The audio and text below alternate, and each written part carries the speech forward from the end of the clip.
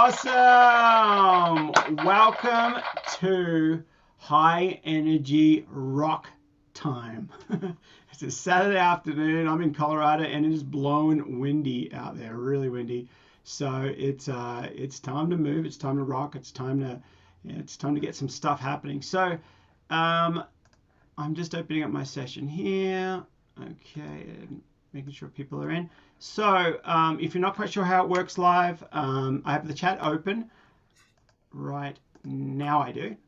So I have the chat open, and you guys got any questions, pop them in there, and I'll take a couple of minute break and answer them every 10-15 minutes. And so we're just going to dive in. So the first, I've done 2 videos already. The first video is all the recording parts of all the guitars.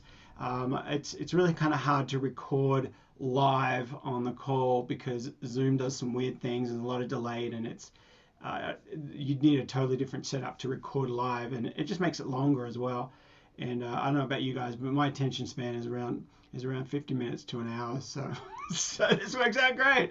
So the first video is about an hour, and that's all the recording, the bass and the drums, and I actually also talk about the brief, what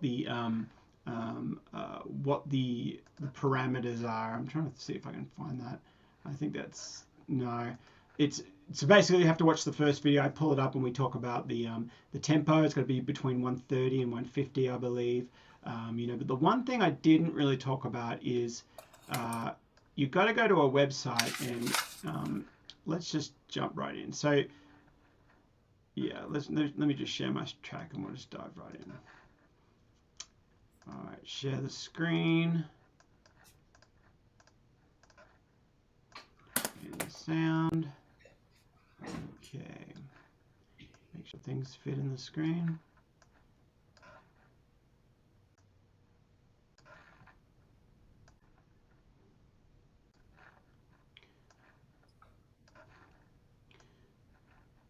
All right, and then so go to the best place when you're doing these research of what kind of sounds we're talking about as well is you go to APM Music, and you can see that up the top there, APM Music, and a lot of you guys have seen this before, and just type up high energy rock, see what comes up. I can't play these, but these are some great titles as well. These are great titles. You can add another word to it, ignition, and be like motor ignition or ignition time, or it's like you create some great titles for your songs on these ones as well, especially for these high energy rock. So have a listen to some of these ones. If you type that up, you'll hear the kind of sounds we're going for.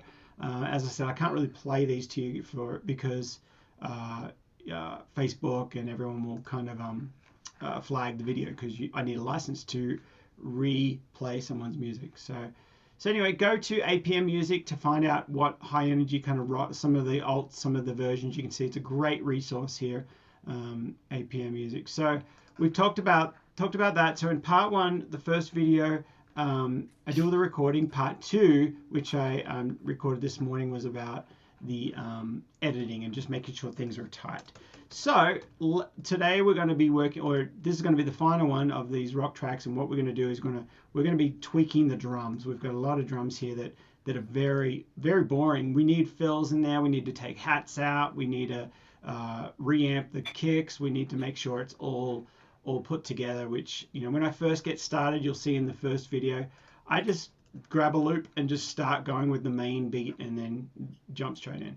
So let's have a listen. I'll just play it right from the top as it is, and I might even start moving some of my volumes around a little bit because I don't know where things are yet.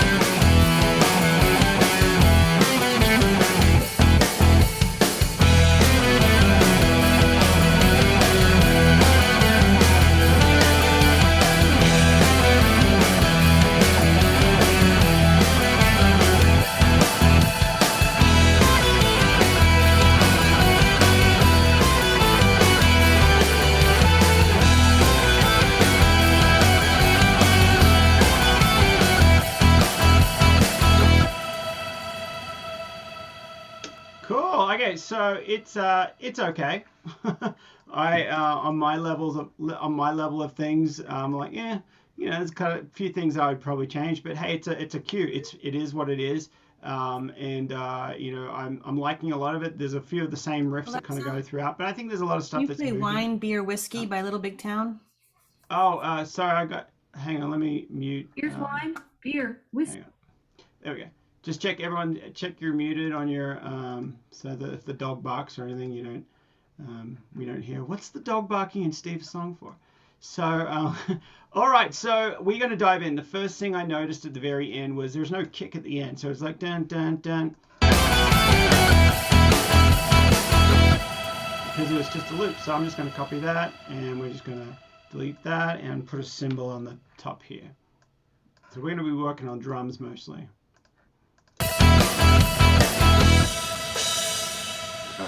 Has a symbol.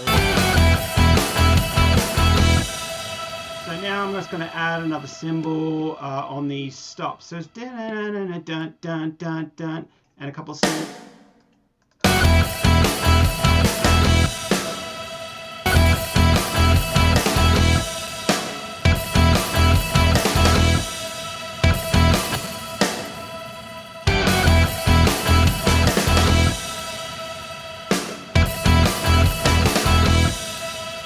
Yeah, that's pretty cool.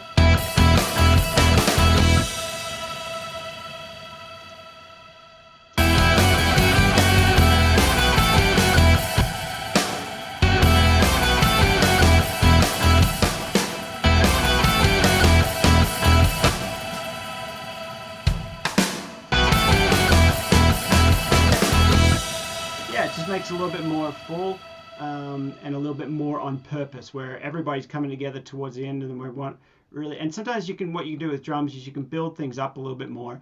Add another snare, and I just copy this snare over here. Add another few snares as you're kind of building, like they're adding snares as it's coming, as it's building up, and they're just getting a little bit more busy with that snare, and then they end it. So just adding another couple in here towards the end.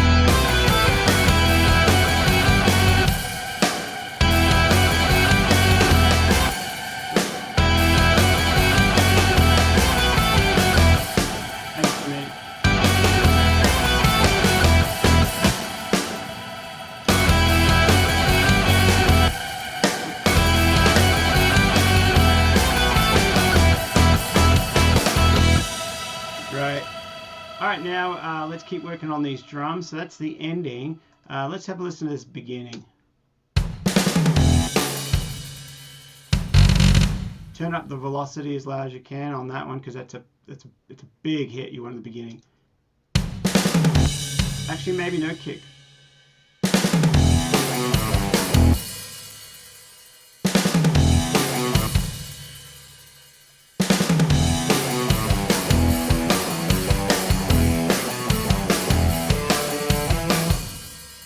Alright, so now I'm just going to listen to the drums and just see where I need to put a little fill in. Sometimes a simple fill can just be a couple of extra snares, like a dun dun dun dun dun ba ba da ba dun dun. It can be simple like that, and maybe a cymbal. So I'm just going to kind of walk through it as a real drummer would, and just kind of put little parts in there.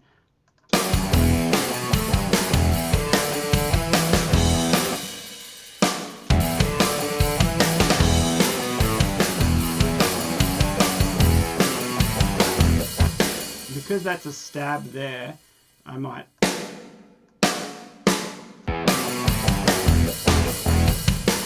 No.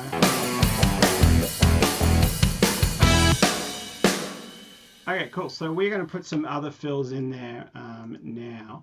So what I'm going to do is go over to EZdrummer, and what I've done is I've typed up the Maschine 150 Rock. So it looks like I'm ready there, but they have all these fills already done. So I'm actually going to grab probably a handful of these and put them on the track above my track, which is not being used yet. I might use that for another drum, but I'm just going to grab a few of these fills and I'll just see which ones work, which ones I like. I don't know, I might have grabbed the same one, but that's all right. All right, yeah, so a couple of questions. I'll just jump into these now. Dave says, do you play real drums too? It seems to help with using loops and such if one really plays the instrument. Yeah, it's true. It's something you can learn though. You don't have to be like I did play drums for a couple of years, maybe only a year, maybe it was 8 or 9 months, not even a whole year. So I did learn like how to play and stuff, but I'm really rusty. If I jumped on a real kit now, I couldn't. I'd have to quantize it so bad. So using but I do understand a lot of little things. But also use your ears. Like sometimes the most simplest drummer or the best drummer in the world plays the most simple stuff. So you don't have to be this busy crazy drummer. And being in many bands myself, as the lead singer or as the guitarist, I know what it's like being in a band with a busy drummer. You're just like, you don't have to play a fill every measure. So it's like, so that's just something to kind of think about. Art asks, did you play those guitars or grab the MIDI file? Yes, I played the guitars, and if check out part 1 video, and you'll hear the guitars. I put them all down. I changed some preamps and tried to find a tweak that I want, like the tone that I wanted, and I got recording. So yeah, I recorded them all. So just to recap again, part 1 is live. Just go to the flyer and you'll see part 1 is up on YouTube under unlisted. So no, you have to have the link to be able to get there. And part 1's up, which is the recording. Part 2 is up, which is the editing. And this is kind of like this. We'll be able to finish this off the rest of it here. So let's have a look at this.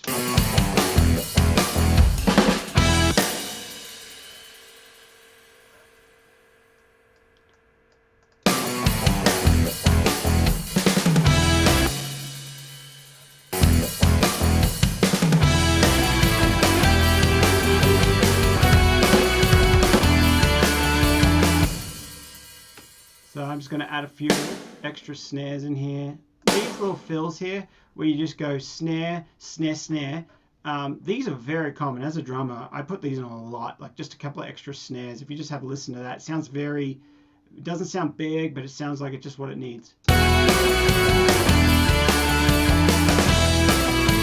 See, without that, it sounds a bit boring.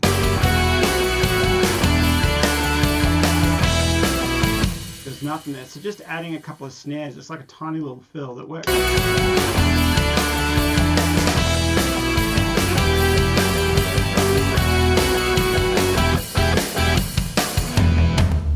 All right, let's grab one of these other ones now.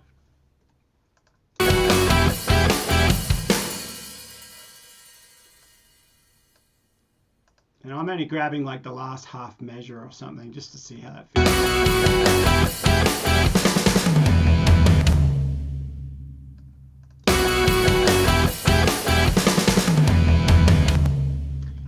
Maybe a bit too big. Or what would it sound like if I did a full measure?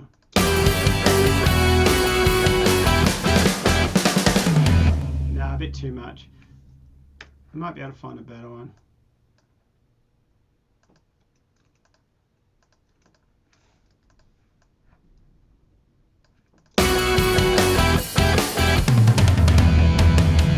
I don't mind that. I don't mind.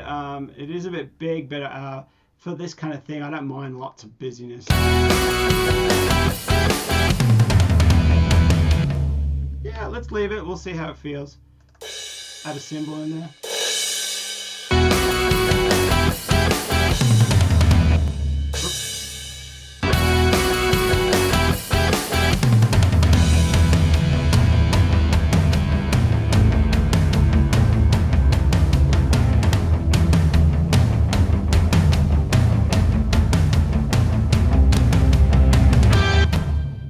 Did there, this is actually a loop, or it's a MIDI loop. It's the same beat here, so I'm going to change it up just a little bit and just add an extra little thing in there. Yeah.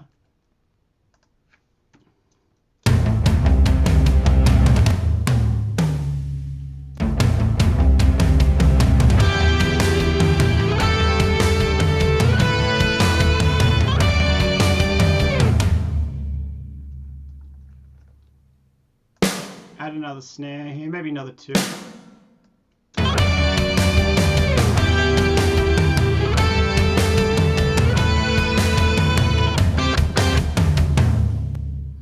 All right, so there's going to be a this measure here. I want to do a big drum, big solo.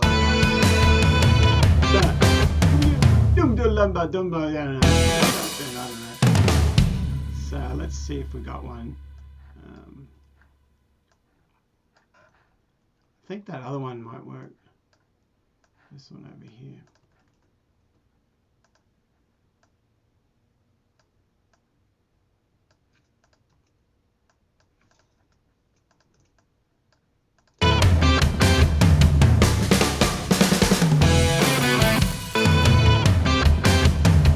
I might do a stop on this, so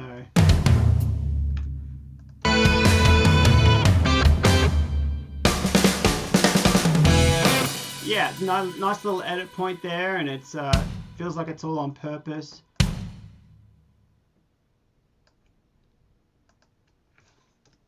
Where's my snare?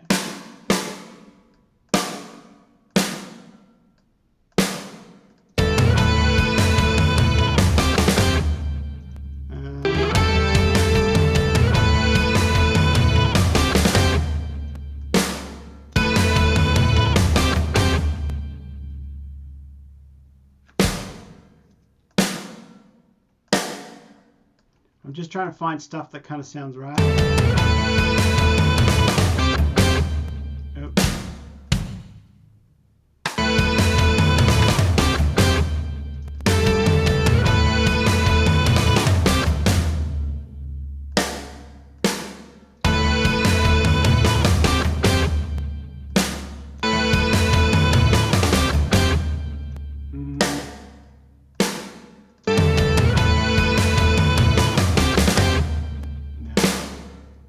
And I don't want to get too hung up. Sometimes you end up dialing in a bit too much, and you end up focusing on this one little part. So I know that that's going to stick. If something's not right there, it's going to stick out to me later on. So I'm going to keep going. Maybe I'll go back a little further, but I'm going to keep moving on.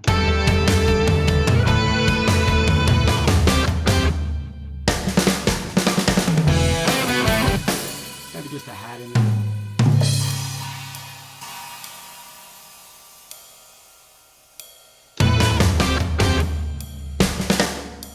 That's a ride. Needs to be a hat.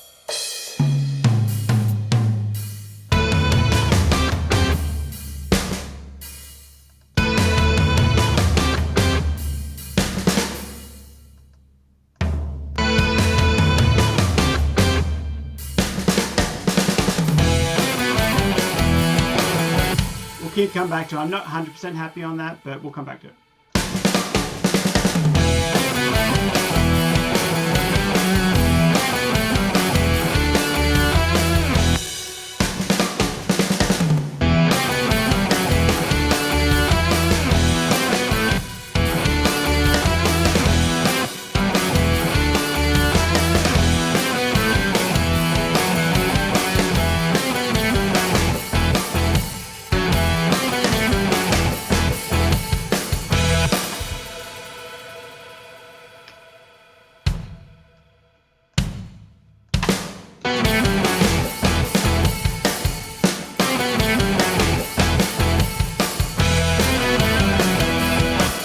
And I want at least one stop in here where it's nothing, so I might give that one there.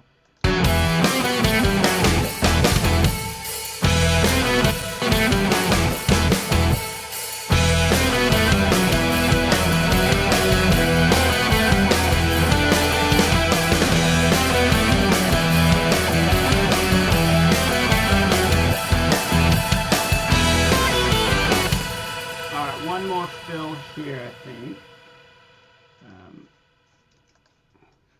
Let's go back and see what we got here. I might see if we got another one. 10 is usually on Easy Drummer. 10 is usually the crazy busy one.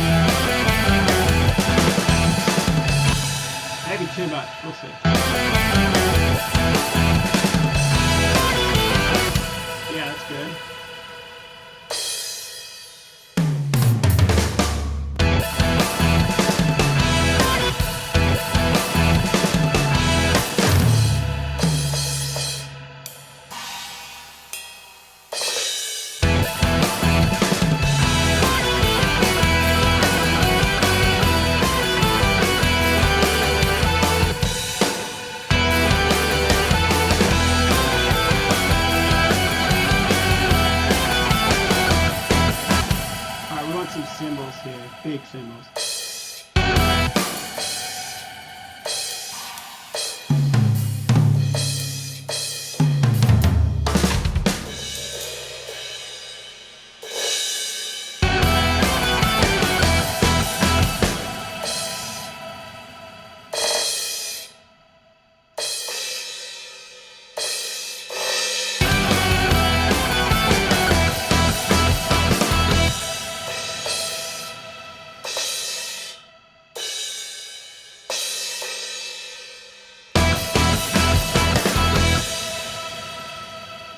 I think I'm happy there for the drum programming. Now we're going to work on some of those sounds. Let me just open up the chat here a bit. Artie asks, are you doubling the guitars? Yep, absolutely. Got lots of guitars here, lots. So the blue and dark blue ones are the main riff. The light blue are like additional lead ones, and then this last blue ones are like ambient kind of ones towards the end. Drummanies. Yep, that's it. When I'm doing a drum fill, like I need a blah, blah, blah, blah. Yep, that's called drummanies. You can study that in college, but you got to go to the right school. Just kidding. Yeah, so any other questions here? I'm glad you mentioned. Yeah, sometimes we focus too much on one thing, and you can end up getting zoomed in too far, and you're like, it's not the biggest. It's not the bigger picture of things. So, an Easy Drummer, a company called somebody else who does Easy Drummer, and it's made by Toontrack. I don't know if they have it's by Toontrack down here, and you can buy all these different kits. It's a good one to kind of get started. The sounds aren't as good, I don't think, but it's a great way just to kind of get started. I've been using it for a long time. Many tracks I've done. You got all these different drum kits. This one's on Nashville, I guess, at the moment, which let's actually just go into one of my favorite ones is the vintage rock one. So 1978. So I'll change that. We'll change it to this kit. That might affect some of those fills though. Hang on. We might have to go back. So we might have to go back to just the rock solid. More fills, more toms. No, I don't like that. Now I think I've heard the Nashville one so many times, I think that's what I want. Let's go back to the Nash one.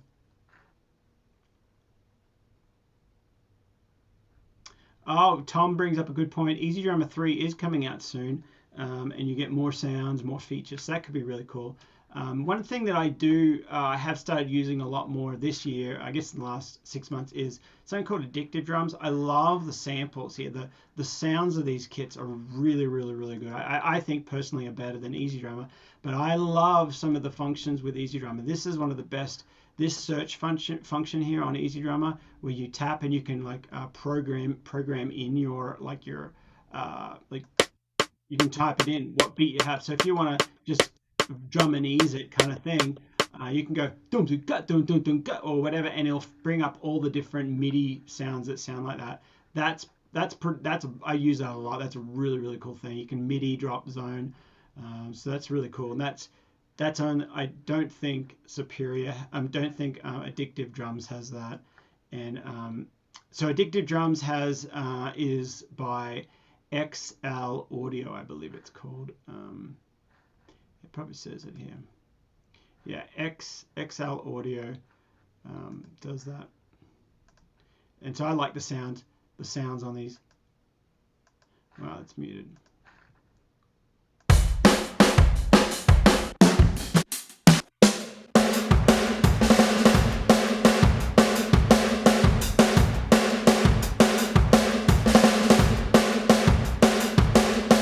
So we might use 2 kits here. So now we're going to work on some of our sounds. So what I do sometimes is I just copy and paste this whole drum section to another drummer, and then I have 2 drums going, then I'll kind of like fine tune it.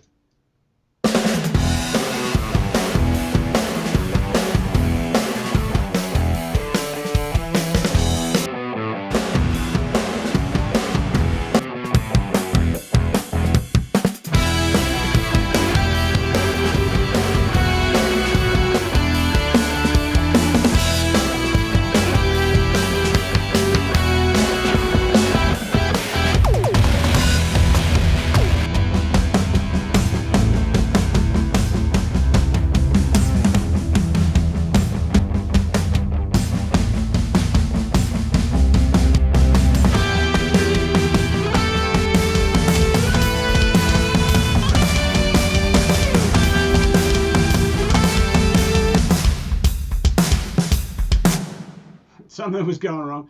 They were both playing at the wrong time.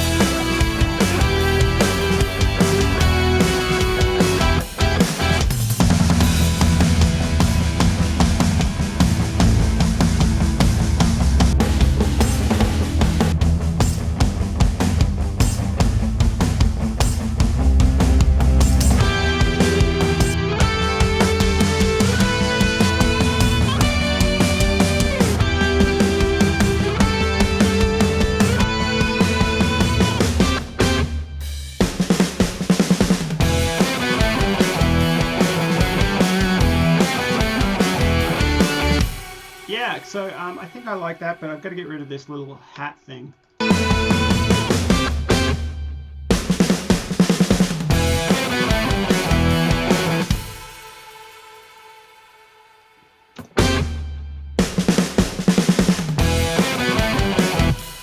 Cool. Okay, so I think the drums is okay. We're sitting there. We might tweak some stuff. Let's just we'll keep going. Now let's make sure things are. We're going to start doing more of our mixing sort of stage. We've got the drums. We might, as I said, we're going to be listening with things that if anything jumps out, we'll tweak it. But now let's kind of head towards moving towards the mixing stage. So some of my, let me just run through my channels here. So I've got my bass, and one of the things I love to put on the bass is the CLA 2A. These are great on bass, really thick, really makes it, it's a great plug-in. And the magic number is don't do anything more than -3. You're going to start hearing it. You can if you really want to, if you really do want to hear it and you really want that effect, but that's really going to start changing your some of the maybe the rhythm things, and you're really going to start noticing it at -3. So if you just play here.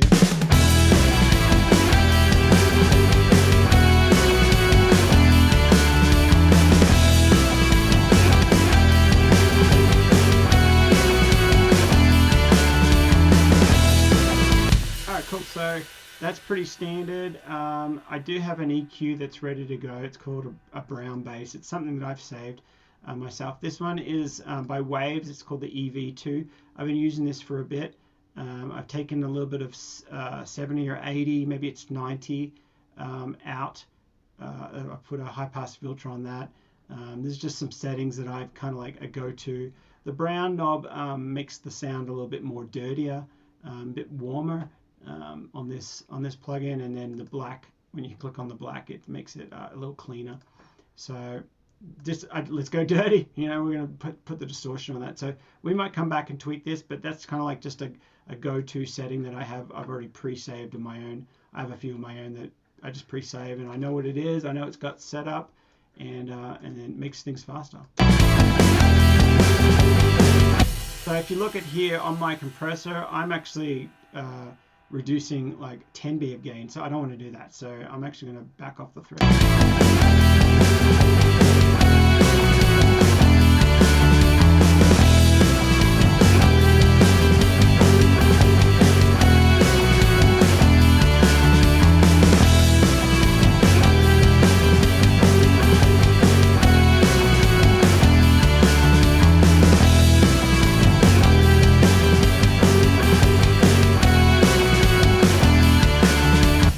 Now with this one, I've already got a compressor going, so I don't even want any compressing on this really. That's why I backed it right off. I don't really want any compressing because I've already got the CLA 2A doing that. So then we keep going. Electric guitars. I've got this Dallas thing. I think I'm not 100% sure I'm sold on that sound.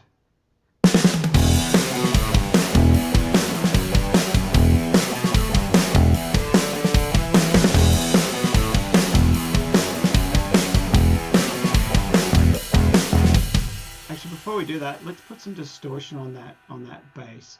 So just so you guys can follow what I'm doing here, I've got my drums that's sent out to the drum bus. You can see it's sent there, so go down here. We got drums, and then we have a parallel drums, which we'll work on that in a minute. Now the bass I'm sending to the bass bus. So the bass here, but now I also have another bass which is a distortion bass. So let's go ahead and like really work on that bass sound, like distort it and make a really horrible, strong attitude, gritty, dirty bass sound, and then we'll pull that volume down.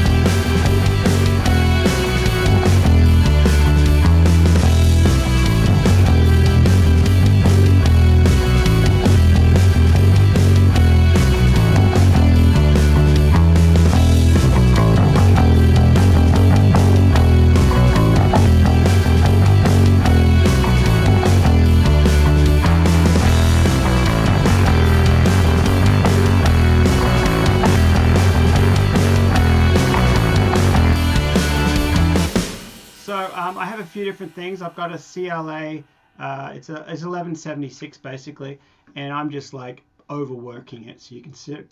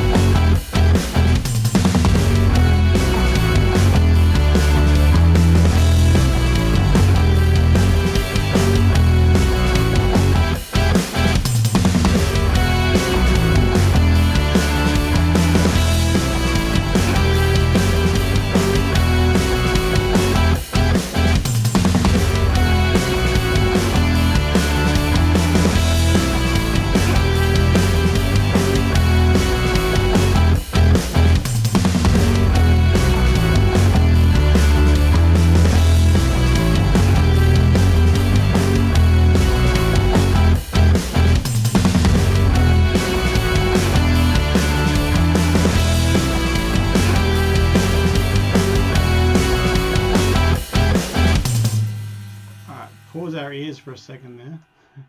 Let's just turn this up in volume and then send it a little less.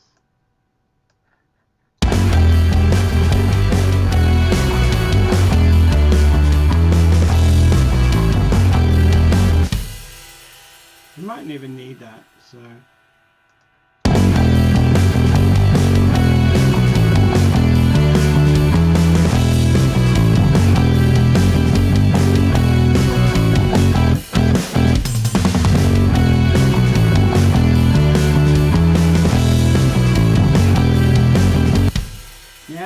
So what happens, you'll see when I mute that, it's not going to be as punchy.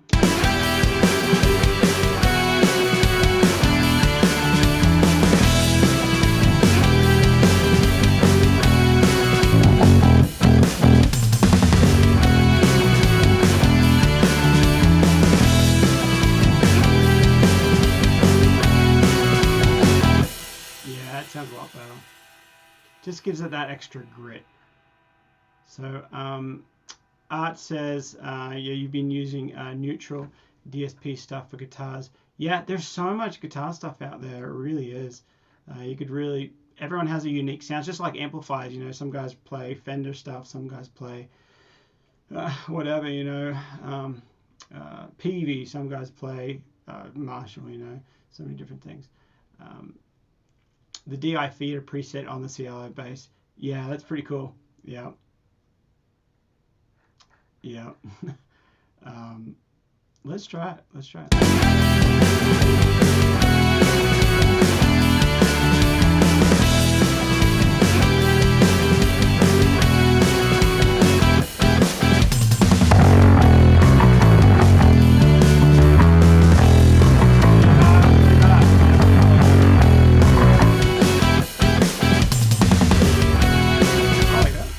Yeah, nice, cool. Okay, so now we don't have any organ, so let's get rid of that. Lead melody. Now let's keep going. We've played that bass a little bit, and we might come back to that. Now I'm going to squash these drums just a little bit more.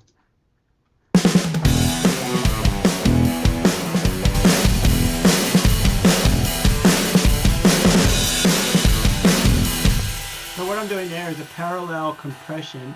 I've been using this for a while. It's so cool. It's actually an old school trick. I can't remember where I learned it from. It's the 1176 all button, and you just do 10 to 2, and you do.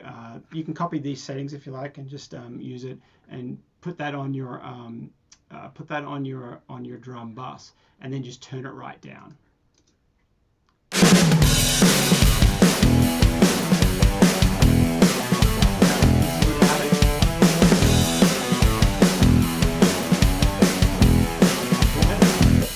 You're talking like 3 or 4%, just more grit, and it's so great. So okay, so now let's keep going. We are working on this. Have a look at these guitars.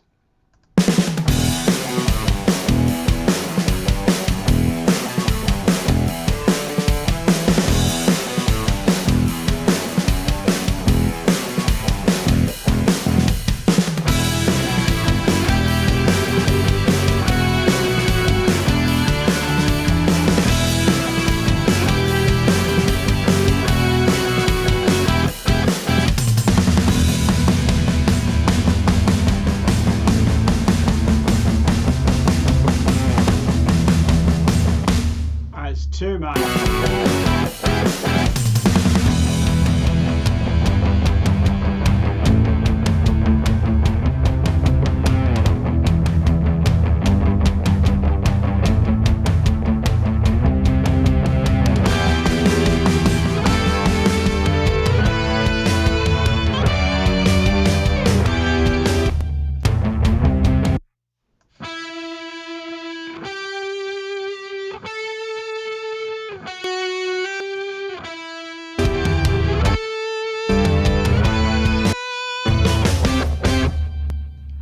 So I'm not a big fan of those ones. I'm going to turn them down a bit.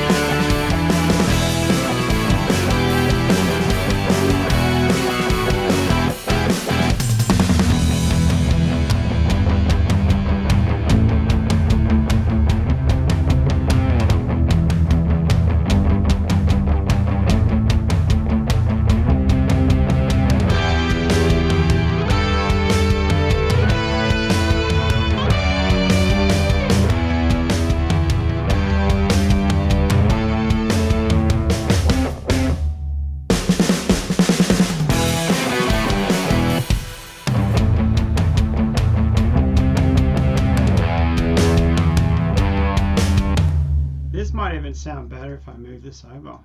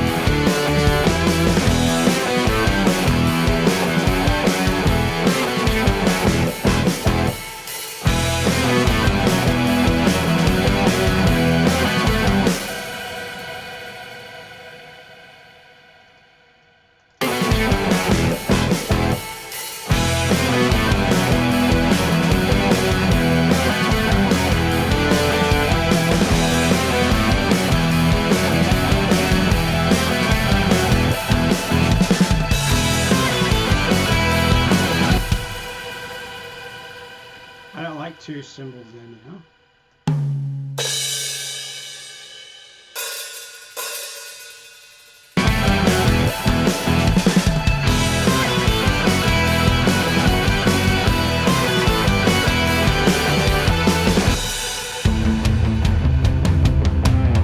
Alright, so here's a little trick. What I'm going to do here is I'm going to reverse this long held out root note.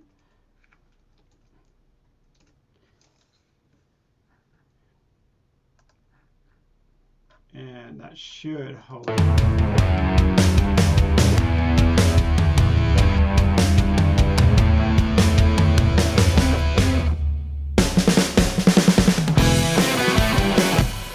could probably even add this underneath. See what this sounds like.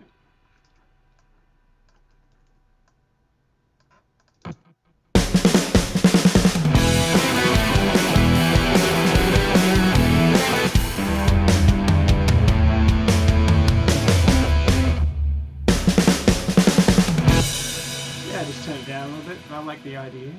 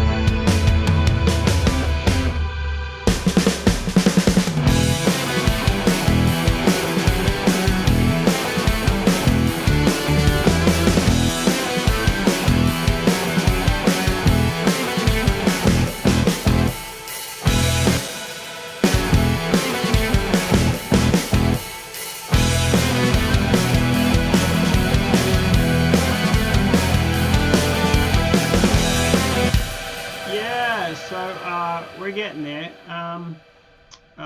Yeah, Artie says, yeah, about me mixing and editing kind of at the same time. Yeah, this it's just a lot faster, especially when you kind of wear all the hats. You know, you've got your parts in there, so I know the different parts that I did. I know what I recorded the different parts in. So it's different than just mixing. If you're just a mix engineer, you kind of I just approach it a little different. I'm doing all the parts, and so if I'm overthinking, if I'm thinking, you know what, the bass is the attacks are too much, I don't have to work on it on the buses or anything. I can actually go directly to the track, and if there's too much attack on these first parts, I can even go to this point and just go trim, you know, on the beginning of a bass note or something, and so it's manually, and so just you end up getting, there's so much more freedom. And yeah, it just end up, this is how I mix. This is how it works fast for me. And you know, and the biggest thing when you're mixing too is you put all the elements together, and then you do a mix down and you rest your ears, and then you come back with fresh ears, and you can hear things so clearly. You can be like, oh my goodness, you know, it's too squashed here. This is happening too much here, and this is going on. And one thing I do notice, which is a bit hard when you're mixing with the Zoom audio interface, like meaning in order for you guys to hear this, I have to be doing this on Zoom, and you guys, I think you guys are only hearing it in mono. Correct me if I'm wrong, but I believe you guys are only hearing this in mono. So it's just amazing, you know, your audio interface or your converter is such a big deal to what you're listening, and how it just really affects the sound. So the one thing I notice, it fatigues your ears really quick when I'm doing these mixes live on Zoom. And then also the other thing is, you definitely need those fresh ears the next day to hear it clearly and hear it you know, exactly right. So yeah, I'll do a mix, you know, when maybe in the next 15 minutes we'll probably hopefully be getting really close here, and maybe the next 15-20 minutes I'll you know, I'll do a mix down, and you know, that is definitely not my last mix. You know, I'll be coming back to that 2 or 3 times, at least, so usually it takes me about 3 mixes usually. So anyway, keep going. We've rested our ears as I talk. Oh, no more water either, so we'll have to wait. So Jackie asks, good question, do you bounce your MIDI drums to audio before you finish the mix? Is that necessary? No, I don't. I will bounce them down just as a drum stem, so I will go down towards the end after the mix 3 when I know that everything's set and all the levels. I will actually bounce that, commit that to an audio file, only because if something happens and Addictive Drums goes out of business or something in 5 years time or something, and I can't access these drums again, I have it on a stereo file of all the drums as it sits in the mix. I have it as an audio file, and so I can easily just stem that out or do a mix without drums. So that's something that I've really I've only started doing this the last couple of years, I think, because it's very important to I got a call even this weekend on some tracks, and the publisher wanted to know if I could stem them out in a certain way. So I had to check first to see if I still could access those files, and so it's something you definitely want to do, because plugins go out of business, and you've got all these plugins making the sound, and if they go out of business, then you got to be able to print that down. 3 mixes, 3 or 4, depending. Sometimes Art says 3 mixes is pretty good. It's sometimes it's more, sometimes it's 4 or 5, and the more elements you have in the song, and the more maybe you're not used to it as much. There's still a lot more elements, so I don't always get it in 3 mixes. Sometimes I get it in 2, and then sometimes I get it in 5 or 6. So so you mix it till it's done, but those fresh ears are a big part of it. So just talking about the stemming again. So if this was ready and everything was mixed in Pro Tools here, I just highlight the guitar here, and actually you can do it with all tracks. You can actually do this with all tracks, but it takes a few minutes, so I won't do that now. But I would just go like this, condense it down, or consolidate it down, and then I go over here and just commit. So commit, and it actually commits the all the plugins. I got 2 plugins on that. It'll commit it, and then I just and so it's going to take a few minutes. But so anyway, that's what I do with all the tracks on after the last mix, because so plugins don't go out of business. So let's keep going. We're up to these guitars now. One thing I want to make sure I do is clean up that low end. I don't want any of these ones that got a lot of reverb on them. I don't want them any low stuff in there. So I'm actually going to send them to a different bus. I'm going to send them to an ambient.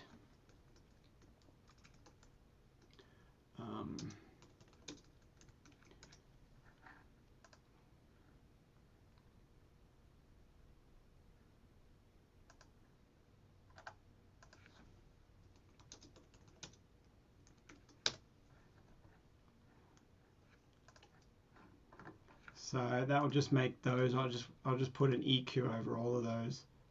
Where is it?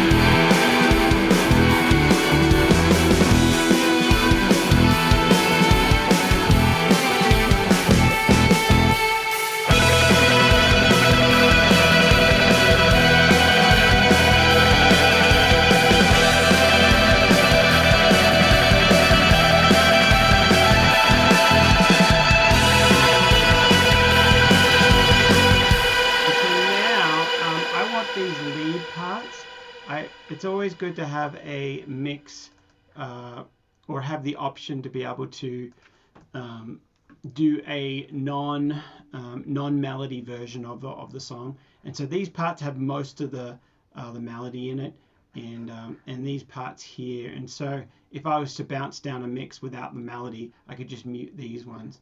So I just want to make sure. Yeah, that's fine. So I'm going to send these to the lead melody.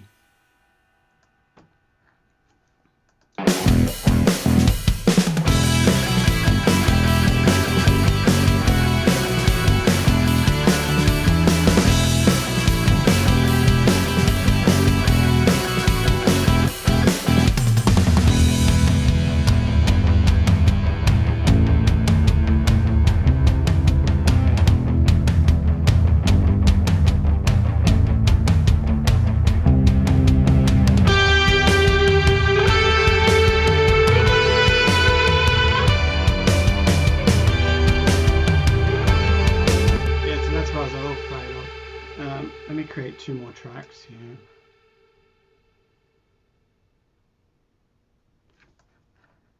I want to make sure I send this melody to the right place.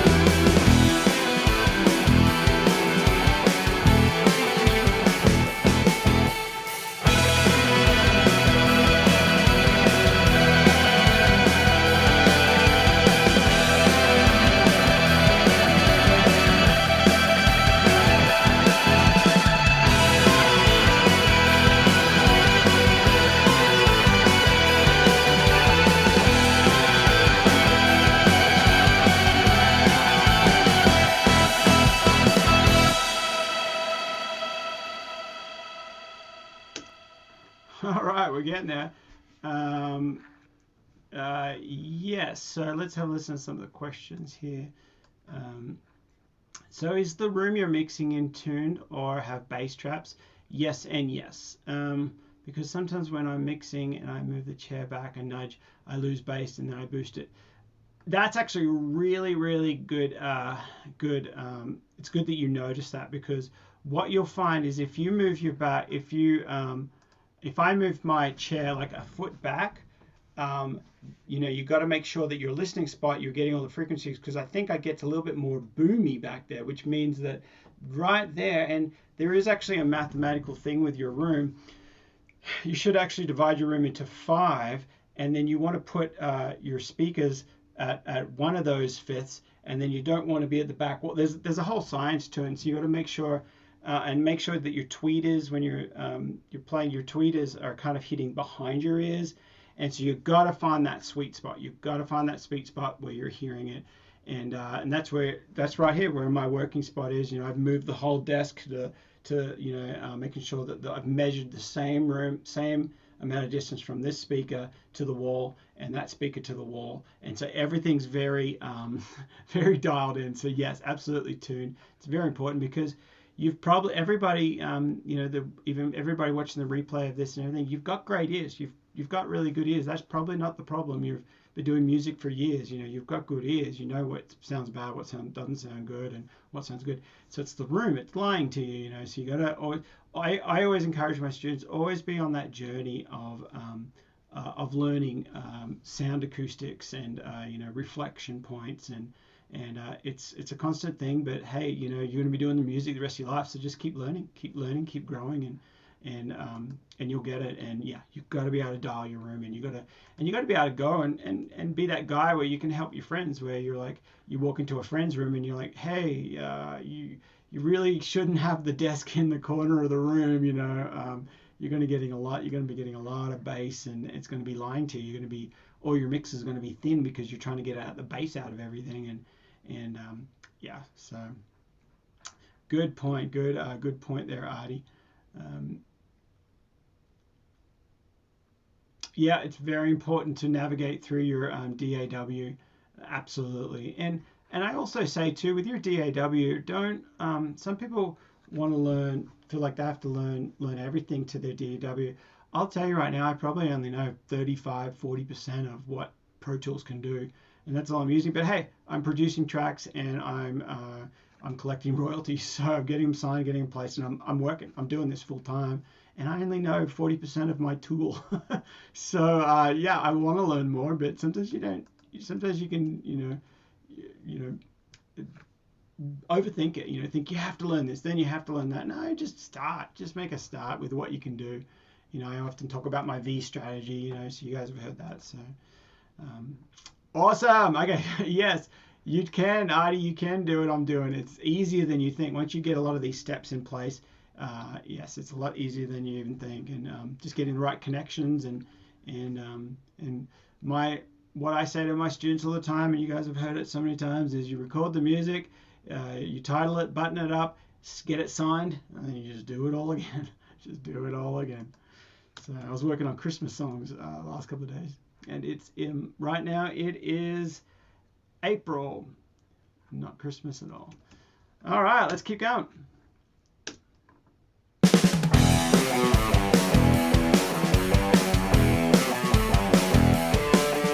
Okay, so getting back to, I still never really fell in love with this guitar sound.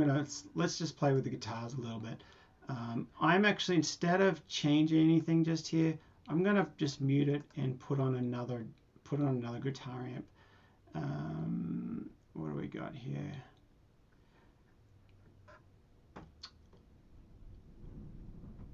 I've been using this guitar a lot, but for some reason it just didn't work with this track. I think it was too noisy.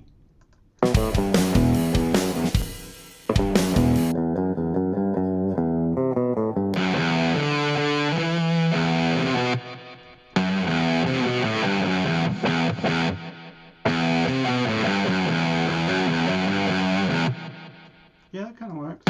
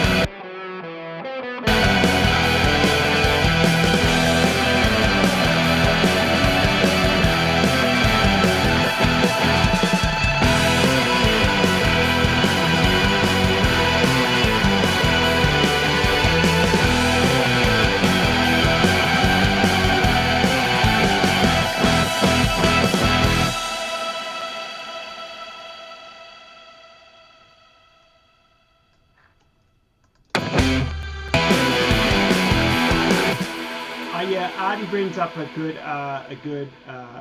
good mixing tip, really good mixing tip. You can actually mix, try them with different amps. That's another way to kind of like just get different sounds. So I could have the one that's going out to the oh, that's a big deal too. So one that's going out to the left could be set with a different amp than the one that's going out to the right, and that would just make it a little bit bigger too. I'm gonna keep it on the same amp for the main roast for each different part, and this might be, hopefully some of them will be a little different, but that's a great tip by Artie. That's a good one.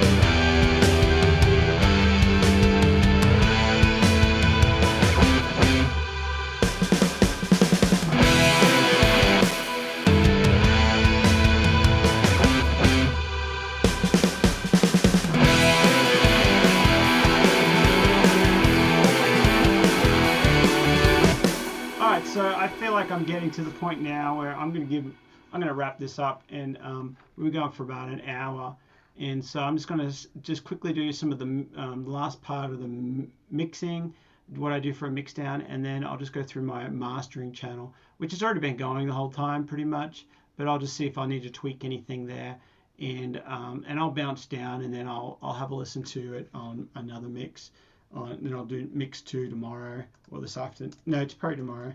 And so let's have a listen.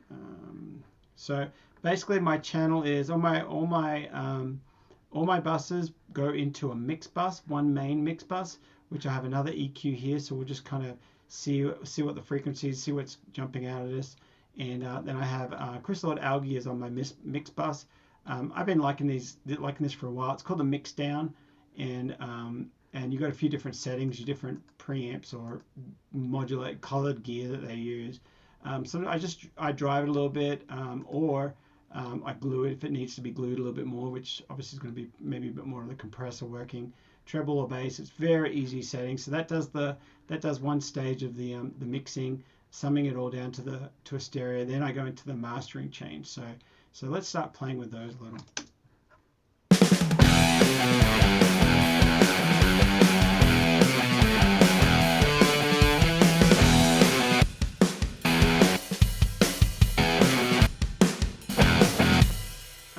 I changed my mind. I'm going to see if I can change that snare.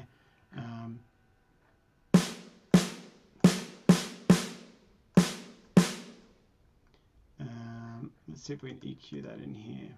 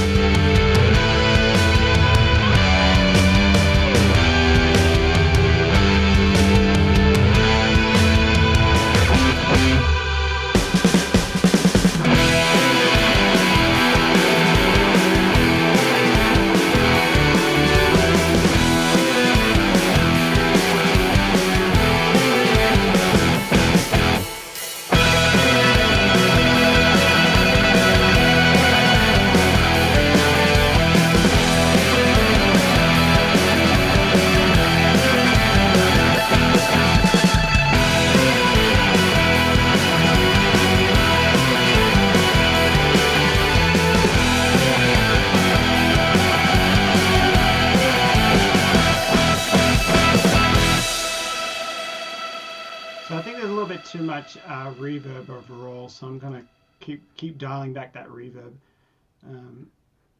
Jillian says, not sure if you've already talked about this.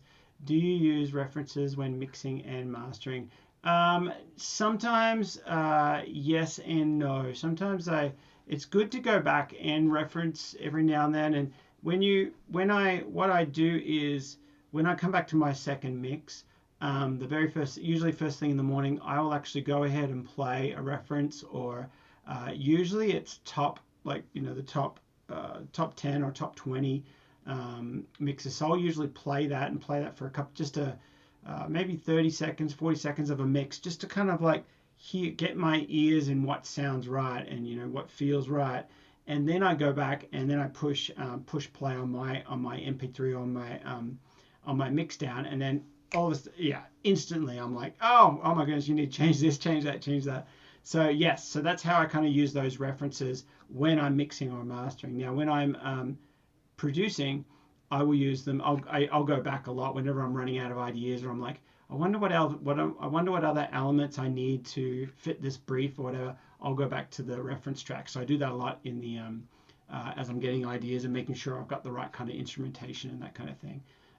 Yeah, good question there. So all right, keep going. Oops, my shortcut is in the chat there. RR. Zoom out, zoom in is T. So there you go.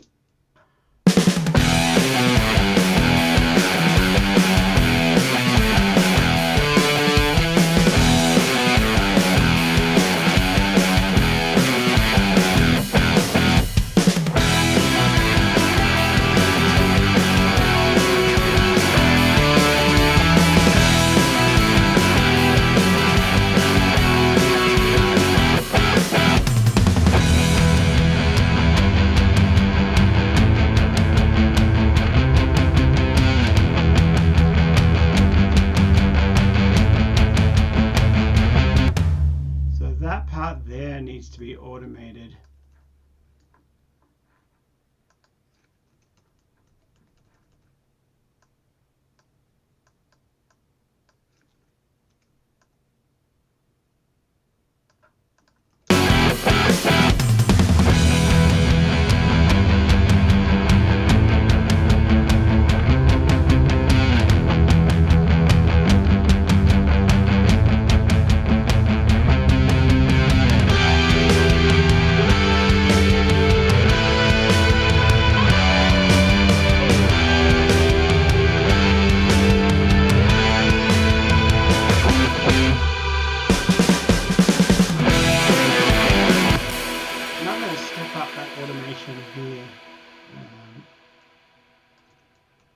We'll pull this down just a little bit more, and then we'll step up to that.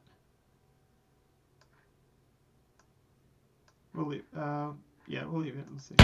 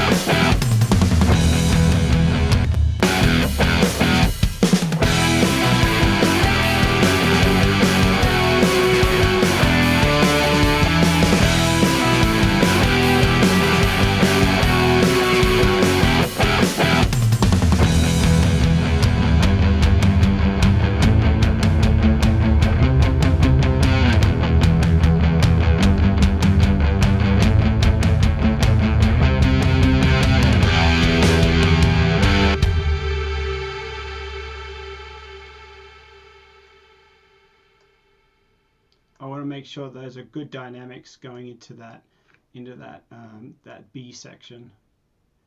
Nice and low.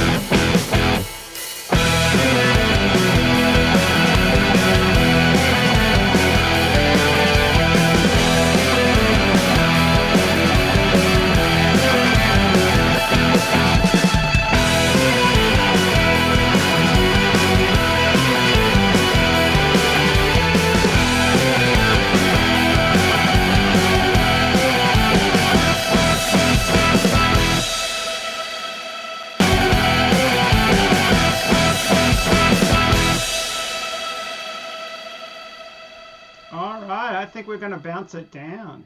Any other questions? Let's wrap this thing up. I think we are really in the ballpark. Now the last thing I do is make sure on my main master fader. Here's a little trick. Actually, I'll do one little trick here. Actually, no, I don't think I'll do it with this track, but I'll tell you what I was going to do. So sometimes your master fader, if you want it to feel like it even punches a bit more, when it comes back in here, you can go up to, you can go back up to 0. So you can pull it down just before. So right here, we are going to drop down about half a dB. 0.8, that's fine.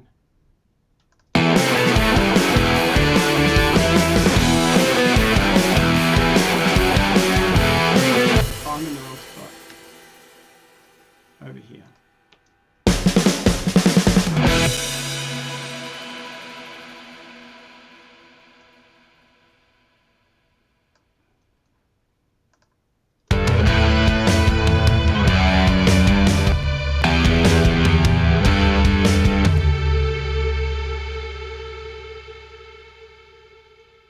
So what's happening here is actually, if you watch the fader, it goes down by about a dB. So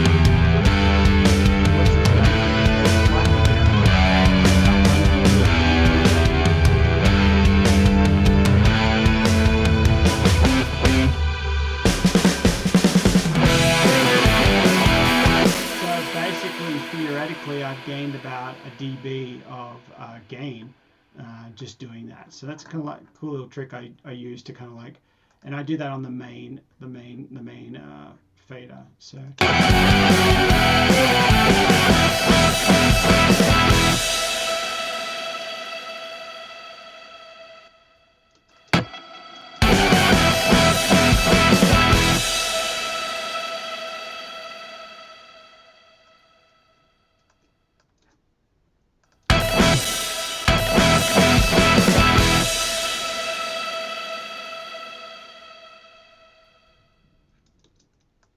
Yep, I'm happy with that. So let's go back to the beginning now.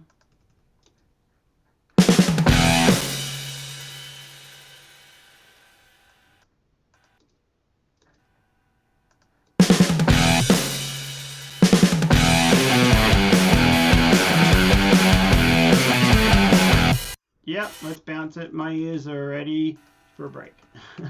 So now we come up with the title. Now's the important part of a title. For me, this is where I come up with my title. So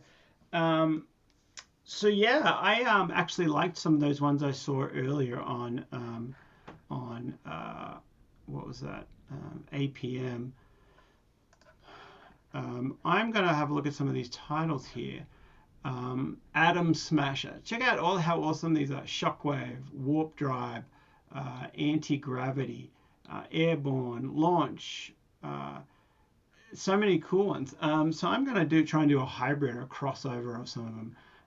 I like atom, the word atom here. So I like Smasher too, but I'm going to do atom, atom destroyer. That works. Or see if we can come up with something with a atomic atom. I'm just going to do that. Atomic atom. That's what I'm going to call it. So, all right, let's bounce it down. Whoops.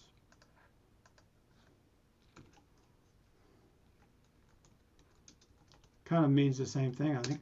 Atomic atom is but it makes sense. It's like, I think it's going to be more of an aggressive kind of a high energy kind of thing. So yep, there we go. Mix one. Bounce that guy down. There we go.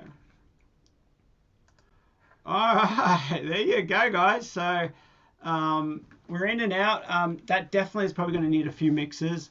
But I think we're pretty much there. It would be safe to say we're about 95% there.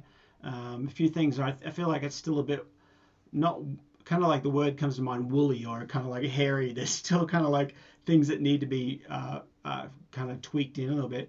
But that's not a bad thing for this genre, because remember, we're after these placements, and what do they want? They want high energy rock. They want like it's everything. It's going to be in your face, so that's okay to have some kind of like hairiness or spikes, or things that are kind of like tension, and it's rock. It's edgy. And so that's okay with that one. But so I don't want to polish this one up too polished, or else it's going to be too clean. It's not going to have that attitude. It's not going to have that emotion of like dirt bike guys flying around or something, and anything can happen. Guys getting tackled and thrown, flipped, and all sorts of stuff. So yeah, I think that's it. So I'm unless you guys got any questions, I'm just reading the chat here. Do you choose A so it gets to the top of the playlist? That's actually a good one. That's it could work. It could work. I didn't choose it for A. I chose it for I liked the word atom, and then I wanted alliteration. So instead of atom destroyer, or I forgot what there was, atom smasher, I wanted alliteration, because alliteration always rolls off the tongue. It's like atom, like atomic atom, or sleepy Sundays. Using the two S's there, it just rolls. It just feels good. So I just didn't overthink it, just thought of it then and just did that. So even though I think atomic atom is the same thing, right? If it's atomic, it's like, isn't it coming from the word atom, or I don't know. So anyway, so it could be the same thing, saying, what are you going to call this song? I'm going to call it Happy Happy. So anyway, so Aardvark Rock. Exactly. If you put an A, it might work on some stuff. I don't overthink it like that, because otherwise your whole catalog will be starting with A, and then you'll run out of words. But it's a good one. Yes, no worries, Jackie. It's always neat to see the process. Absolutely. No worries. No worries. Yep. Awesome, guys. Well, I'm going to let you all go. And have a wonderful rest of your weekend. And if you're in my VIP group, watch the 3 videos will be live. You guys will be able to, you can watch those replays, and then write your tracks for the album. Awesome, guys. We'll see you in the chat. Have a good one.